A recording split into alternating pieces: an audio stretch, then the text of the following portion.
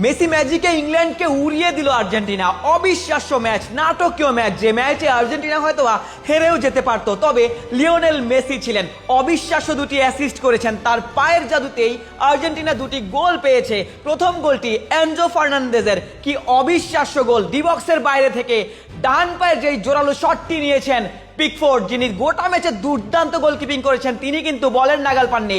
Enzo Fernandez English premier লিগে খেলে থাকেন, সেখানে তাকে নিয়ে অনেক বেশি আলোচনা সমালোচনা হয়ে থাকে।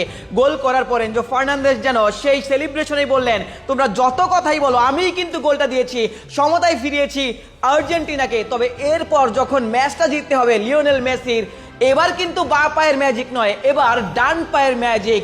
ডান প্রান্ত থেকে অবিশ্বাস্য একটা পাস তিনি বাড়িয়েছেন এবং সেখান থেকে লাউতারো মার্টিনেজের গোল। কি দুর্দান্ত একটি গোল করলো লাউতারো মার্টিনেজ, যাকে হিগুয়েনের সাথে তুলনা করা হতো, হয়তো বা অনেক সহজ সুযোগ তিনিও নষ্ট করেছেন, তবে আজকের দিনে যেই সুযোগটা তিনি পেয়েছেন সেই সুযোগেই তিনি গোল করেছেন।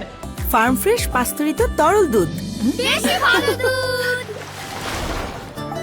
আর্জেন্টিনা দুইটা গোল দিয়েছে এবং সেখানে ইংল্যান্ডের বিপক্ষে 2-1 ব্যবধানেই হয়তোবা এই ম্যাচটা জিতে ফাইনালের মঞ্চে টানা দ্বিতীয়বার আর্জেন্টিনা।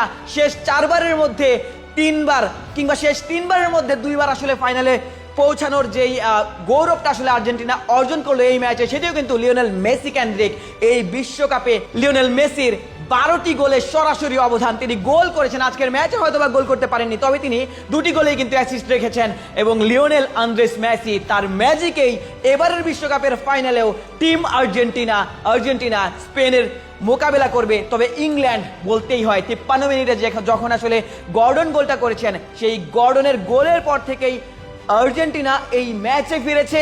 ইংল্যান্ডকে কোনো সুযোগ দেয়নি, তাদেরকে একেবারেই নাস্তানাবুদ করেছে। ইংল্যান্ডকে উড়িয়ে দিয়েই ফাইনালের মঞ্চে যোগ্য দল হিসেবেই আর্জেন্টিনা এবারের বিশ্বকাপে ফাইনালে উত্তীর্ণ হলো। আশিক সারোয়ার, নিউজ 24।